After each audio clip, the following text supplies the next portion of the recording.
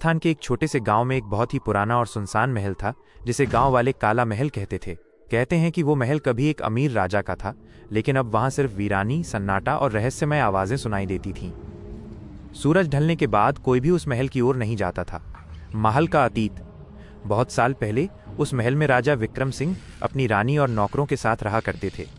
रानी बहुत ही सुंदर और रहस्यमयी महिला थी, लेकिन गांव वालों का मानना था कि वो तंत्र मंत्र जानती थी।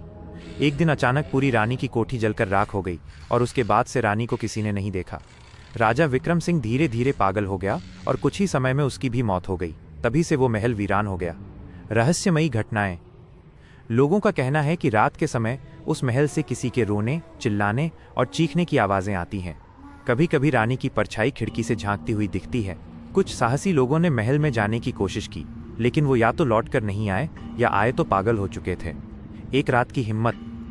एक दिन 3 दोस्त राहुल, सिम्मी और अर्जुन शहर से आए और उन्होंने गांव वालों की बातों को सिर्फ अफवाह माना।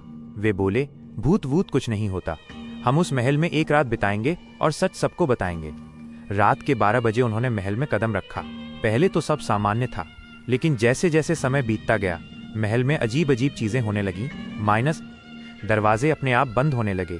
किसी अदृश्य शक्ति ने उनके कैमरे तोड़ दिए और फिर सिम्मी गायब हो गई।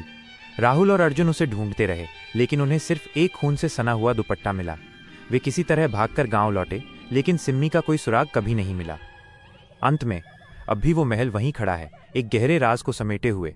कहते हैं कि रानी की आत्मा आज भी वहां भटकती है, किसी को ढूंढती हुई, शायद अपनी अधूरी तंत्र साधना पूरी करने के लिए, या शायद अपनी अगली शिकार की तलाश में।